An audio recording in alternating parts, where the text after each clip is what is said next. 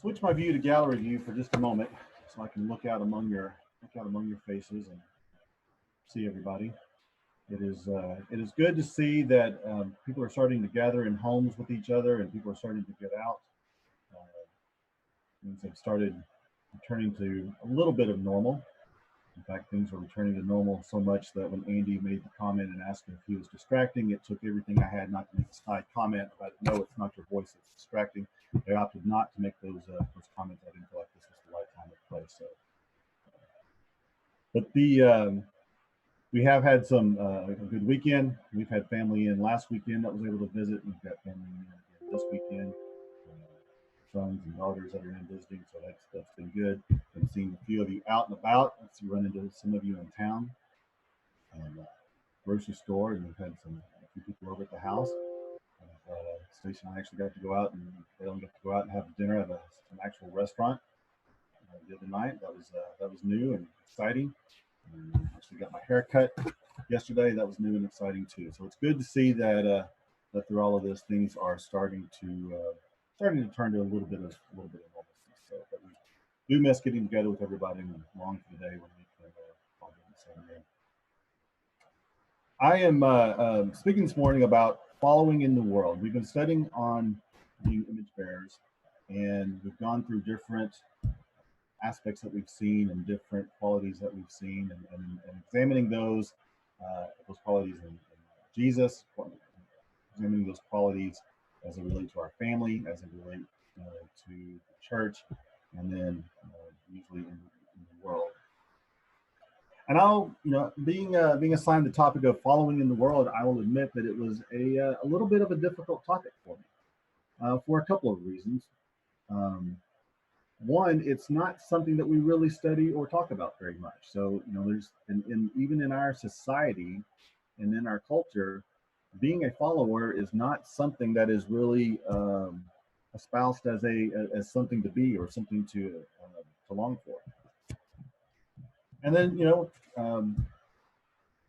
if you've heard me preach a few times, I kind of have a pattern. I like to tell a little story or tell a nice illustration of something that's happened to me in my life or something that we've experienced, and then I typically will draw out of that some type of analogy and relate that to a biblical principle, and then I'll bring out three or four main topics with some subpoints each, and then wrap it all up in one bit of a bow.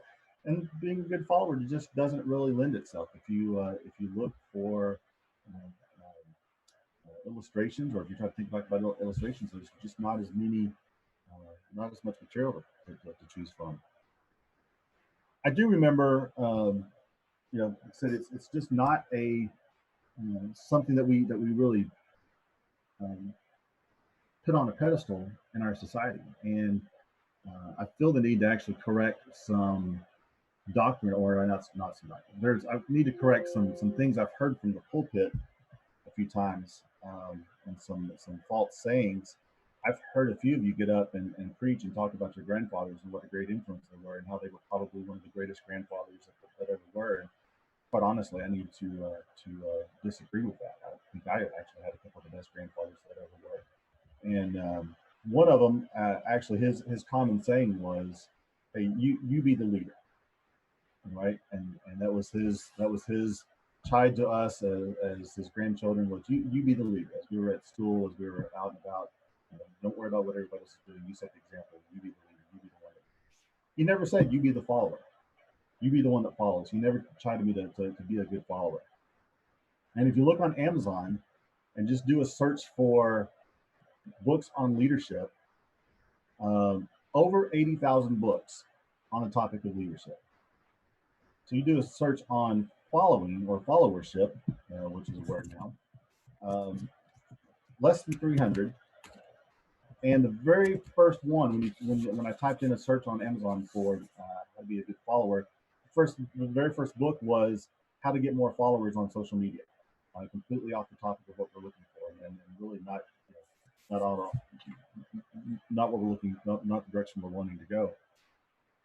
And even beyond that, as you kind of scroll through the list of books on being a good follower, many of them were specifically about being a follower of Christ. It wasn't about being a good follower in the community or a good follower in the organization. But I'd suggest that we put so much emphasis on being a good leader that even within any company that we work for, any community, if we have all good leaders and no followers, nothing's going to get done. As we've pointed out over the last couple of weeks, the past few weeks, it takes the followers and capable followers to actually accomplish the goals of the leaders.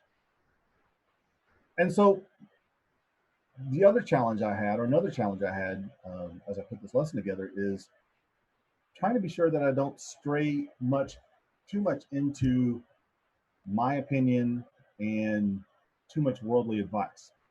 So my goal is to answer the question, as a Christian, how do we be a good follower? And I don't mean how do I follow Christ while living in the world, because that's certainly a meaty topic and something that's worth studying and something that we should be spending a lot of attention on. But that's not the goal of my lesson this morning. Instead, my lesson this morning is more about focusing on how do we reflect the image of Christ and live up to those ideas when we find ourselves in the role of a follower in the world. And so what I want to do is examine some ideas, just some general ideas about being a follower. I want to look at some of the qualities that maybe we've seen in some good followers and examples of good followers throughout Scripture, and look at how maybe we can apply that to our lives and our roles. And then a few other just kind of random thoughts that I want to talk about as we look into being a follower. So as we examine these ideas of being a follower, keep in mind that Scripture is not a guide to, and was not meant to be a guide to, how to succeed in business. It's not a how to win friends and influence people type book. Certainly there are some ideas in there and some principles in there that we can take and apply and will actually make us better people, and will help us be a better citizen of the world. But that's not the goal. Our focus and God's focus is preparing us for eternity, not helping us to reach and fulfill our employment potential here on this earth. That this is a temporary land that we're passing through. Stacey and I were sitting out earlier this week. We were looking at one of our neighbors has built across the street, or neighbor has built a really nice fire pit in their yard, and it's nice and gravel around it. They've got lights up around it. They've got a really nice fire pit, and they really landscaped the yard really nice and done a good job. And Stacey and I looked at the pictures, looked and said, "Aren't they renting that house?" We don't typically spend a lot of time and effort fixing up houses and fixing up and improving temporary stays or things that we're not invested in. So again, that's not to say that we're not here, that we shouldn't try to improve ourselves, and that's something certainly that's you want to make the best of what we are, but that's not the goal of the Scriptures. I want to keep that in mind. As we look in Scripture, we see that leaders are encouraged to be good leaders, but that followers are encouraged to be good followers. And if we look at the Ephesians 5 and 6 that we've done, we won't turn there just because we have looked at it quite a bit, but these are the scriptures that talk about husbands and wives and parents and children and masters and bondservants. And the idea is not to try to move from bondservant into master. The idea is be the best person you can be in the position you find yourself in. So if you find yourself in a position where you are a follower, then be the best follower that you can be. If we look at Matthew 25, the parable of the talents, starting verse 14.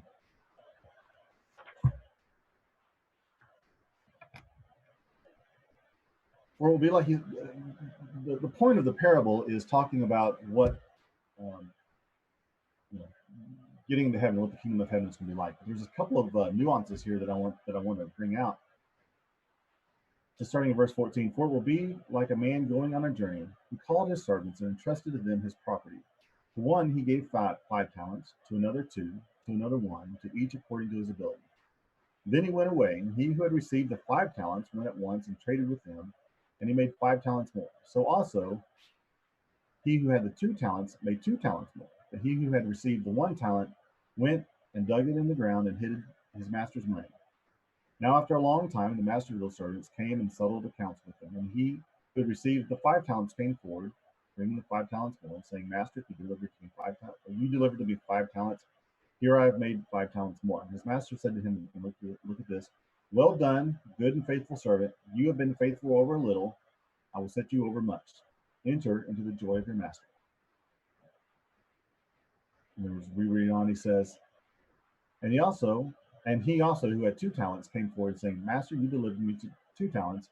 Here I have also 2 talents more. And his master said to him, and look, it's the same wording here. Well done, good and faithful servant. You've been faithful over a little. I will set you over much. Enter into the joy of your master. He also, who had received the 1 talent, came forward and saying, Master, I knew you to be a hard man, reaping where you did not sow, and gathering where you scattered no seed. So I was afraid, and I went and hid your talent in the ground. Here you have what is yours. But his master answered him, You wicked and slothful servant, you knew that I reap where I have sown, and I reap where I have not sown, and I gather where I have scattered no seed. Then you ought to have invested my money with the bankers, and at my coming I should have received what was mine with my own interest. So take the talent from and took the talent from him and gave it to him with his 10 talents. For everyone who has, for everyone who has, will be more be given, and he will have an abundance. But from the one who has not, even what he has will be taken away. And cast the worthless servant out into the outer darkness. In that place there will be weeping and gnashing of teeth. A couple things I want to look at here is a couple points I want to draw out of this is the 5 talent man and the 2 talent man were both praised the same. They both found themselves with abilities and in a role where one was given 5 and one was given 2, but it wasn't a contest. They both received the same reward. They both were, as I said, was taken into the joy of their master. The 1 talent man wasn't criticized for not making the money. What he was criticized for was a slothful attitude, and for not being the best that he could, but instead, shirking his responsibilities and being slothful. So just a couple of things to keep as we look there that you know as we're looking at this role of followership. That's what the majority of us are going to find ourselves, and certainly there's a duality, right? Certainly you're going to have times when you are both a leader and a follower, or sometimes you're a leader at work but a follower at church, or you might be a follower in politics but a leader at work, or vice versa. So, you be the best that you can be in the role that you find yourself. Like I said, another thing I want to consider is that we look beyond the world's idea of what a leader or follower is. In Colossians 3:17,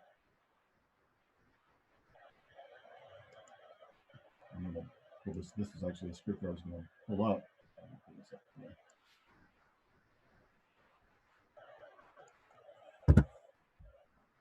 Colossians 3:17, just for context, we're starting 12. So put on then, as God's chosen one, holy and beloved, compassionate hearts, kindness, humility, meekness, and patience, bearing with one another, and if one has a complaint against another, forgiving each other.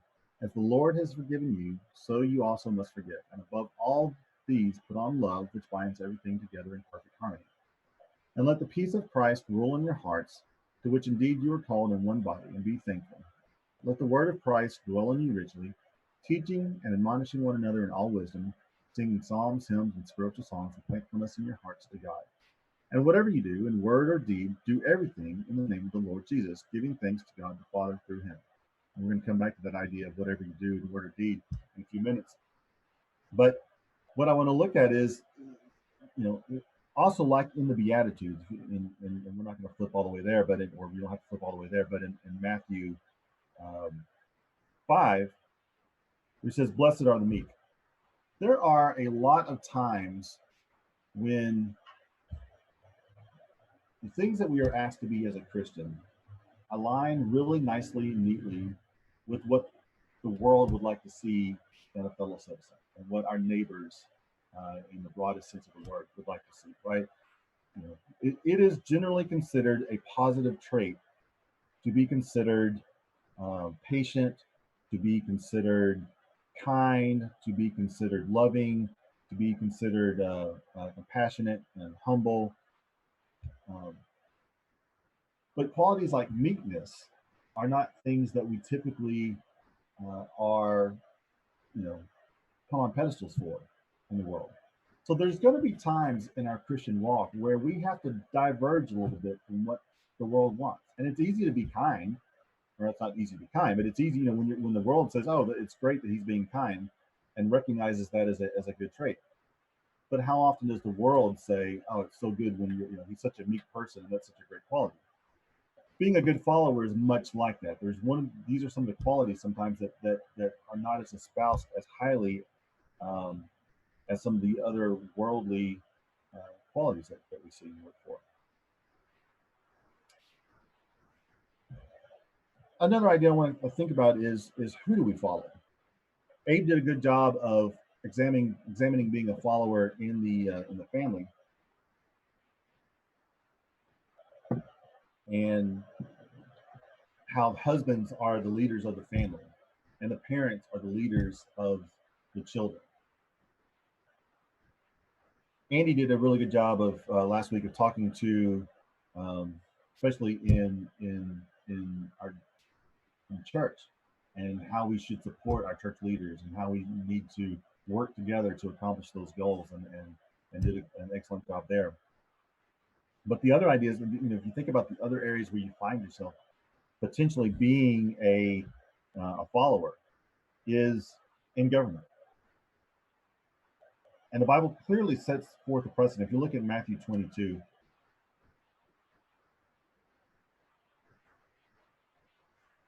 Matthew 22 and verse 15. Then the Pharisees went and plotted on how to entangle him being Jesus, how to entangle Jesus in his words. And they sent their disciples to him along with Herodians, saying, "Teacher, we know that you are true and teach the way of God truthfully. You do not care about anyone's opinion, for you are not swayed by appearances. Tell us then, what do you think? Is it lawful to pay taxes to Caesar or not?" But Jesus, aware of their malice, said, "Why put me to task, and hypocrites? Show me the coin for the tax." And they brought him a denarius. And Jesus said to them, "Whose likeness is on this inscription?" And they said, "It's Caesar's." And he said to them, "Therefore render to Caesar the things that are Caesar's, and to God the things that are God's." And when they heard it, they marveled, and they left him and went on his way.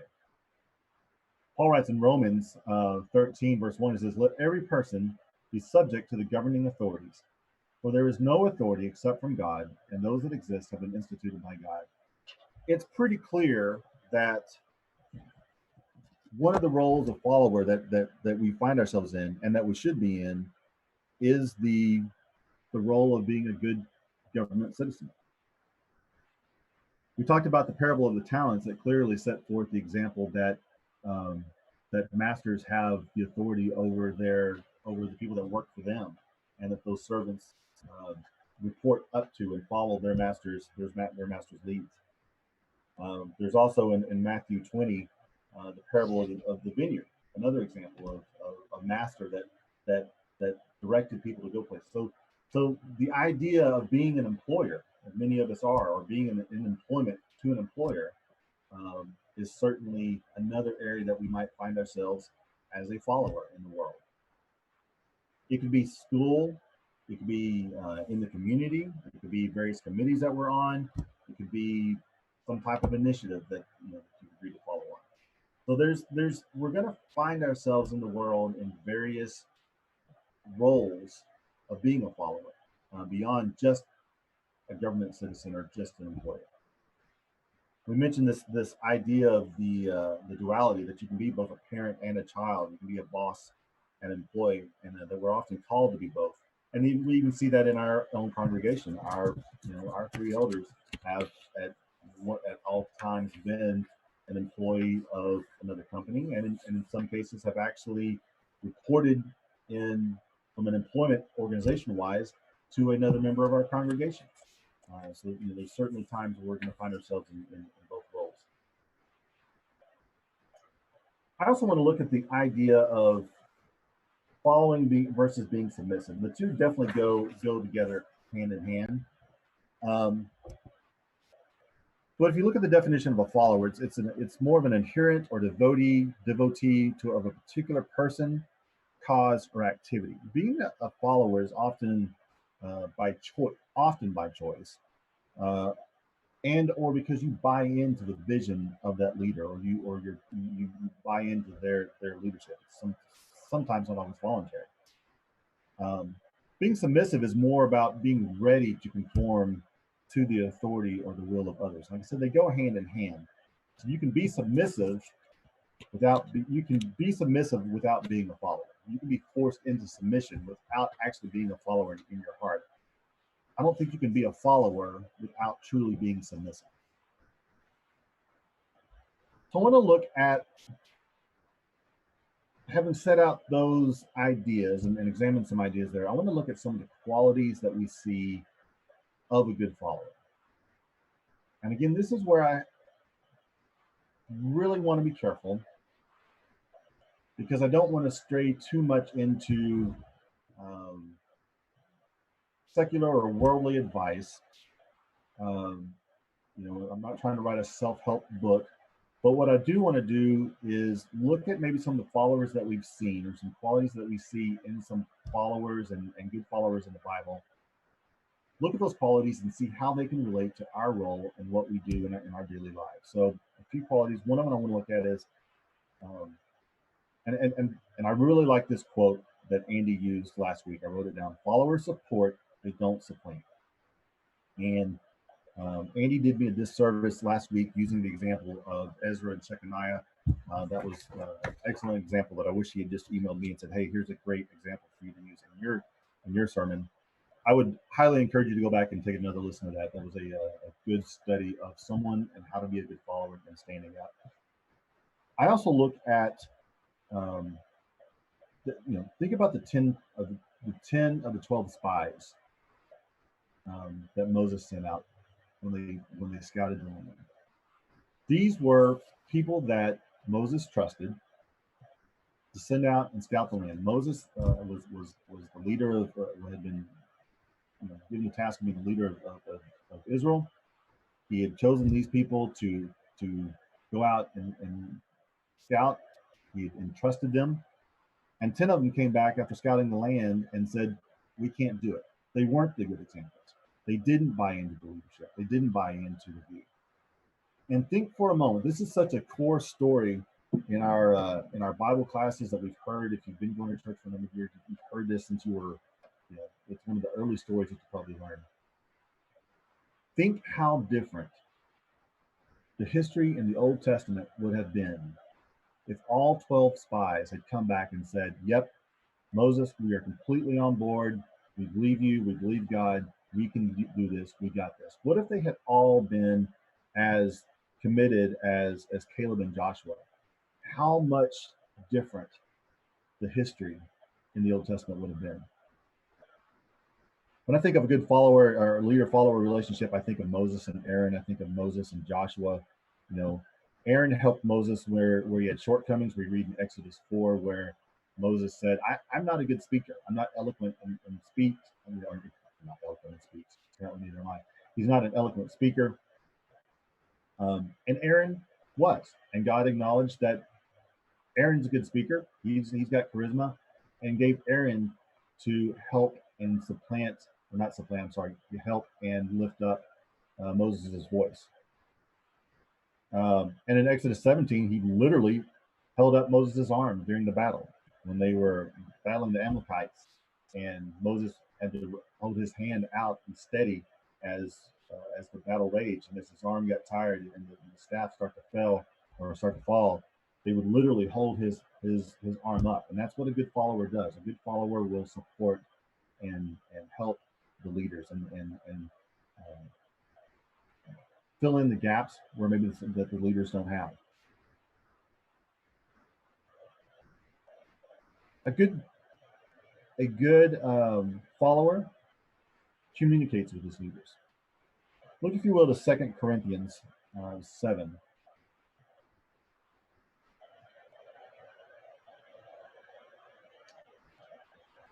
2 Corinthians 7, starting in verse 5.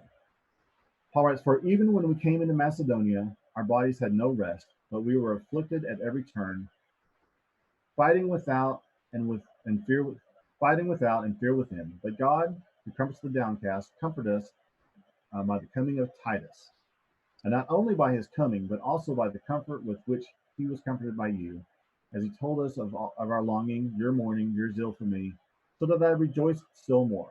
For even if I made you grieve with my letter, I do not regret it, though I did regret it, for I see that that letter grieved you, though only for a little while. As it is, I rejoice, not because you were grieved, but because you were grieved into repenting, for you felt a godly grief, so that you suffered no loss through us. Paul was known for, we know Paul as for having his sons and these relationships that he developed with these young men, and he would send them out. And what we see is from the reports and from the best of them is that they reported back, that they communicated, they wrote letters, they came back and they gave updates. And think about the times you've been in a leadership role, if you've been in a leadership role, whether it's just on a committee at a local level or whether it's an organization. How difficult is it to do your job um, when you're not getting feedback, when you're not getting updates from those that follow you or those that should be following you? So think about you know that aspect of communication. That if we're going to be a good follower, one of the qualities that we need to do is communicate and give updates to those that we're following, or that those that we're leading, and those that are setting the vision, so that when they task us with something, they don't have to wonder how it's going. They don't have to follow up with us to find out that we are proactively communicating with them and clearly communicating. This one's almost obvious, but as a good follower, you have to be dependable. We should keep our commitments, and we should do what is asked of us. If you look in the Philippians 2 and 19, we have some examples. Um, Philippians 2:19, and we're going to read about 10 verses here. I hope in the Lord Jesus to send Timothy to you soon, so that I may be cheered by news of you, for I have no one like him, who will be genuinely concerned for your welfare, for they all seek their own interest, not those of Jesus Christ. But you know Timothy's proven worth, how as a son with a father he has served me in the gospel. I hope therefore to send him just as soon as I see how it will go with me, and I trust in the Lord that shortly I myself will come also. Paul completely trusted that he could send Timothy to get the job done. That's a good follower. Timothy wasn't setting the vision. Timothy wasn't, supplanting Paul. But Paul had complete confidence and knew that he could send Timothy, and that Timothy would be a good ambassador, would be a good communicator, and would be a good um, substitute while Paul couldn't be there. And as we read on, I thought it necessary to send to you Epaphroditus, my brother and fellow worker and fellow soldier, and your messenger and minister to my need. For he has been longing for you all and has been distressed because you have heard that he was ill.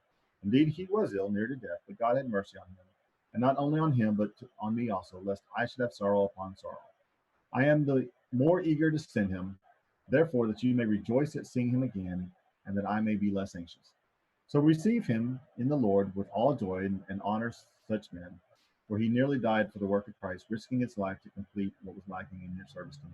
Again, we see Epaphroditus being that dependable servant, that dependable follower that Paul could send out. So, you know, as we strive to be a follower in the world, those are the qualities that, in whatever role that we find ourselves in whatever role that we've taken on or that we find ourselves, those are the qualities that we need to strive for, that we need to be the dependable follower that people can depend on. You see the opposite of that in 2 Timothy. Paul says, "Do your best to come to me soon, for Demas, in love for this present world, has deserted me and gone to Thessalonica." Uh, that is such a simple sentence, but the way it's written, you just hear the heartbreak and the disappointment in Paul's writing there. That he's been deserted. That the person he thought was dependable, the person that he thought that he could rely on, has deserted him and turned out not to be the steadfast follower that he thought he could be. The other is the other quality that I want to look at is just be an example to others. And again, Andy did such a great job of talking about this last week. Is sometimes it just has to be that first follower that stands up and says, "I'm with you. We got this. We can do this together." And I look at Acts 4, starting in verse 32. We read about Joseph. Now the full number of those who believed were of one heart and one soul, and no one said that any of the things that belonged to him was his own, but they had everything in common. And with great power the apostles were giving their testimony to the resurrection of the Lord Jesus, and great grace was upon them all. And there was not a needy person among them, for as many of were so for as many as were owners of lands or houses sold them and brought the proceeds of what was sold and laid it at the apostles' feet, and it was distributed to each as they had need. And then Joseph, who was also called by the apostles Barnabas, which means son of encouragement, a Levite, a native of Cyprus, sold a field that belonged to him and brought the money and laid it at the apostles' feet. Here's Barnabas, who we know goes on to become one of the star, um, you know, followers, and it just is such an encourager, such an example to others, and doesn't just tell others to go out and sell their property and suggest others.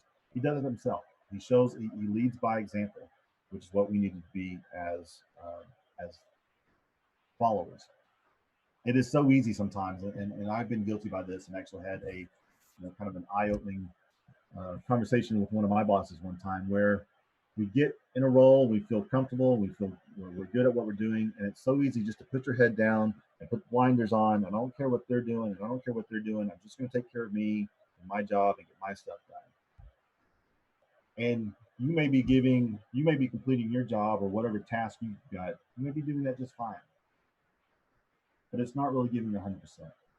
You're not going above and beyond like we see here, where don't just get your list of things done. Be the example to others. Be the one that can participate and set the example of how others and everybody else should be. And said I had a boss that came to me one time and said, "Hey, I know you're doing fine with what you're doing.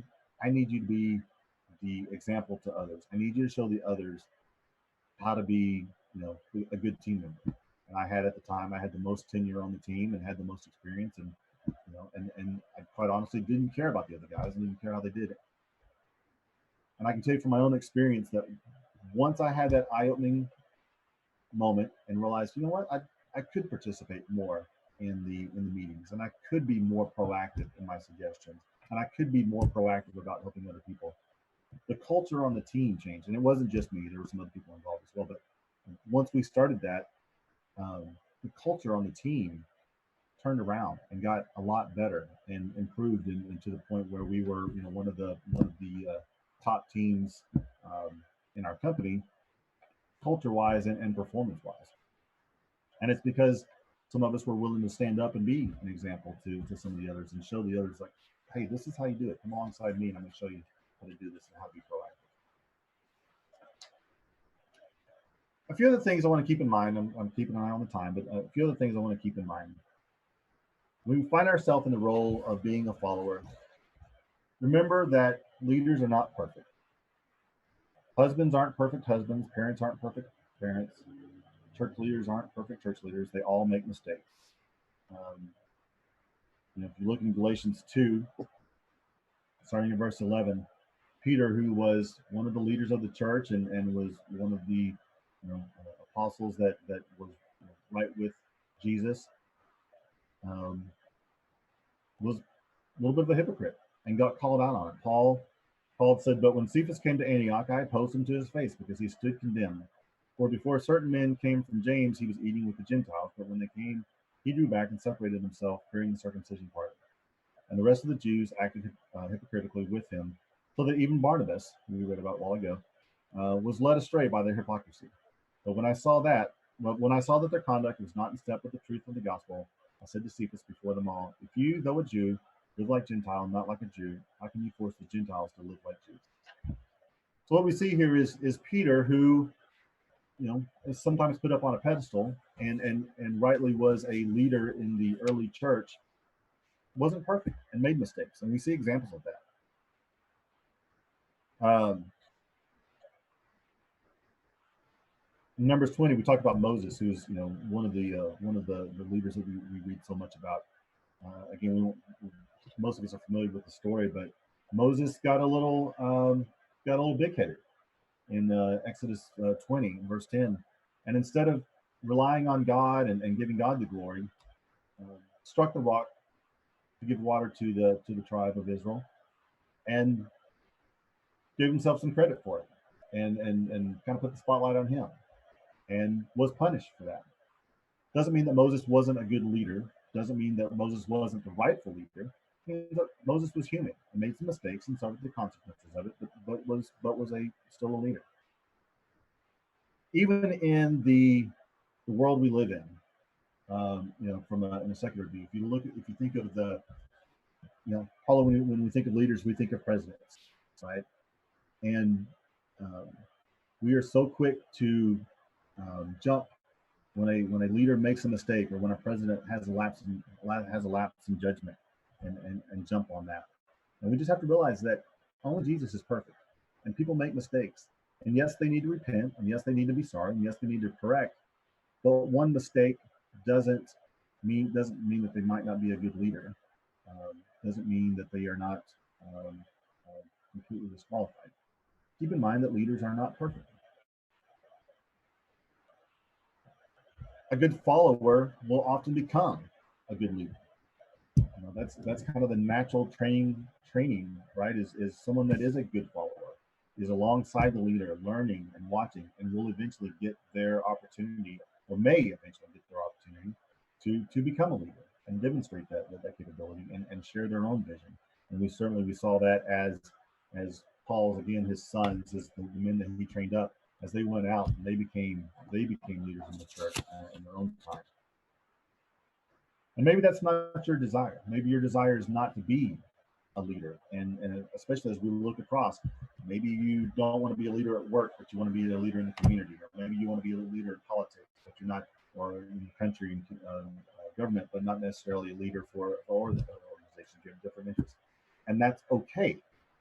Again, our focus is on our final destination, spiritual destination. We're not judged based on how far we got promoted up the ladder. But if that is your desire, and as you grow and develop, a good way to do that is to be a good follower and to learn from the leaders around you. Another thought, or another thing I'd like you to keep in mind, is that leadership style should not matter. There are all types of personalities. There are all types of leaders with all types of personalities. If you just look at, and I am fully aware that, if you look at the last two presidents, you can't say either name without some kind of vitriolic response. Most people are not in the middle. Most people are either firmly one side or firmly the other. But if you take the politics out of it and look at just leadership qualities, both were leaders that had risen to the top. Both had visions and have visions that they have been able to execute on and lead others and get others on board with. Both have had failings, both have had successes, but both have vastly different styles. And at the end of the day, both were rightful presidents, both were rightful leaders of the country. And if you look back across even the last, within your whatever your lifetime is, you know, some leaders are thoughtful and careful and reserved. Others are brash and outgoing. Some leaders are quick and decisive. Others are cautious. Um, there's a vast difference in leadership styles, but leadership styles shouldn't change the way that we look at them as followers. Um, that if you're in a followership role, regardless of what that personality may be, whether you like it or not, and what that style is, you still have the obligation, as we've seen, to be a good follower. Another thought that I want to keep in mind, that as we look at being a follower, and this is just a little bit of a side trip, but I want to make sure that we don't confused as we find ourselves as a follower in the world and as a result under different government rules. Make sure that we don't confuse the Bible with the Constitution. We are blessed and fortunate to live in a country with a great deal of freedoms that are not afforded to many others in maybe the world today, or especially throughout history. And we live in a slice of history on a piece of land against a backdrop of thousands of years of Christians who lived Christian lives under kings, under dictatorships, under emperors, under some benevolent rule and some less benevolent rule. And I think that, quite honestly, I think we as Christians in America in 2020 often get very tunnel view, and we do sometimes mix up and confuse our biblical responsibility, our spiritual responsibilities, with our rights as a U.S. citizen. And then the last thing I want to consider, just a thought to consider, is we have to know when not to follow. Certainly, just following orders is not an excuse to do unethical or immoral things. And when I say that, again, I want to go back to my previous point. Don't confuse immoral with our own idea of what our own personal liberty is. But there may come a time when, as a follower, you find yourself following something that is immoral or asked to do something immoral. And that's on us to study and show ourselves to prove. If you look at 2 Timothy, Paul's admonition to Timothy was, do your best to present yourself to God as one approved, a worker who has no need to be ashamed, rightly handling the word of truth. It is our responsibility to study and to know God's word and to know what is right and to know what is wrong and to know when we find ourselves in a position that is we are asked to follow something immoral, that we have to stand up and make a stand and actually maybe become the leader that says, no, we're not doing this. I do want to diverge for just a moment into maybe some suggestions. And as I was doing some research, some suggestions on how to handle being a follower when you find yourself not in agreement with the leaders. And again, this is a little bit more secular, but I think there's some good principles here. And first and foremost, and this is not secular, this is pray for wisdom. Right? We were told over and over, when you find yourself in a confusing or discouraging or situation like this, pray for wisdom. Pray for wisdom. Pray and ask others for help. The other I would say is, as a good follower, I think it's our responsibility to work within the system. So if you find yourself at work and you're being asked to do something immoral, and maybe that is, maybe you're being asked to fudge some numbers or fudge some sales numbers or, whatever it may be, work within the system. So maybe it's HR department. Maybe your company has an open door policy that you can work. If you find yourself, having to follow laws that you don't agree with, and I'm not talking about immoral laws, I'm talking about laws that you don't agree with, or that you're being asked to do things that you don't personally agree with. Maybe the working within the system is working to change the laws. We live in a democratic society where democracy rules, so that is the system with which we find ourselves. And like we said, our responsibility is to be the best person we can be in the role that we find ourselves. To work within the system to change those. There are rules and regulations and guidelines set up to do that. Another suggestion is stay the course and work toward a leadership position. Again, I'm not talking about immoral or unethical things, but if you don't like the vision that you see, you can work within the system to one day to try to become a leader. And once you become that leader, then you have the opportunity to change that vision and change that course. Another suggestion is modify the expectations of your leaders and be honest and transparent. And this goes back to being dependable.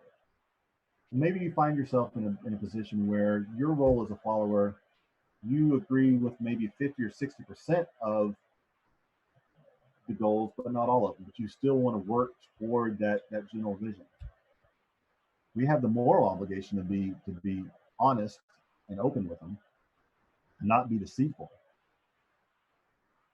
So I would suggest working with those leaders and setting expectations and say, hey, I can go. You have my full support with this, but I can't support that, whatever that is. And let those leaders, maybe they want to reassign you to a different role, or maybe they want to, maybe they want to realign the expectations. But I think the wrong thing to do in that situation is to be deceitful or to be covert and try to um, disrupt in a dishonest way while you're, and be two-faced about it. And then finally, and this might be a little bit more extreme, but sometimes it's what's required, right? We talked a while back about sometimes it takes making the big decisions and making the big jumps. But sometimes maybe you need to quit the role or the organization that you're part of.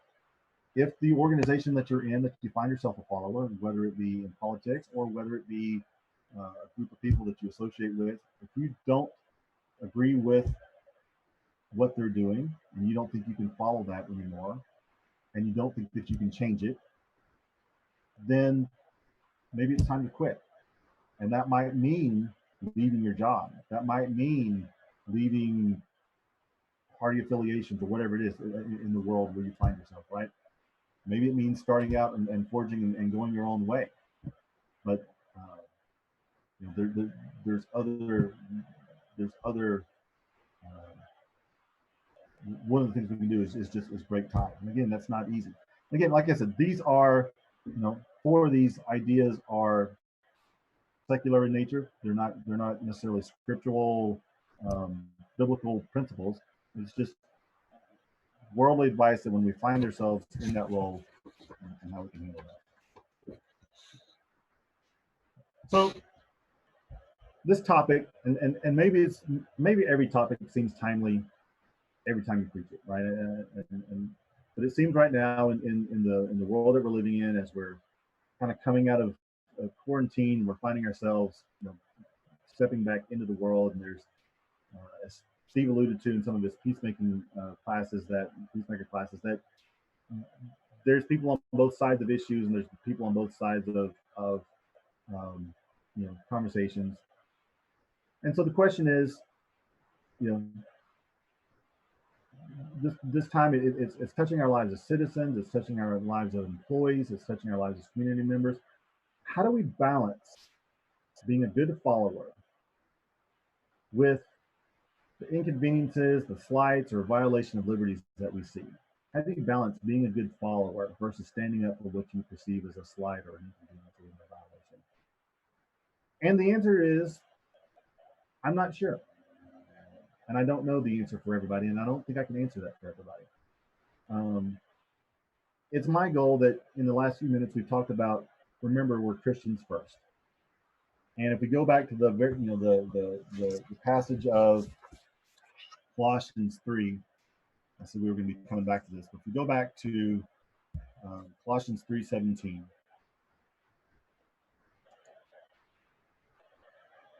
I'll put this up so we can all see it together.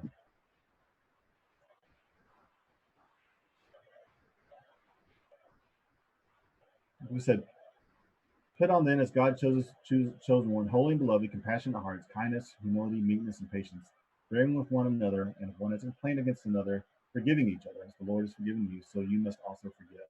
And also, above all these, put on love, which binds everything together in perfect harmony. And let the peace of Christ rule in your hearts, to which indeed you were called in one body, and be thankful. Let the word of Christ dwell in you richly, teaching and admonishing one another in all wisdom, singing psalms and hymns and spiritual songs, with thankfulness in your hearts to God. And whatever you do, in word or in deed, do everything in the name of the Lord Jesus, giving thanks to God to the Father in heaven. So, in whatever you do, in everything,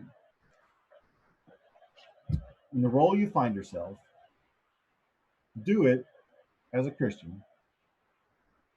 Do it as one who is bearing the image of Christ. And think about some of the thoughts we've had here and what our responsibility is to to be a good follower and to be the best example. And remember, our priority and our end goal is not this present world, but a home in heaven with our Father.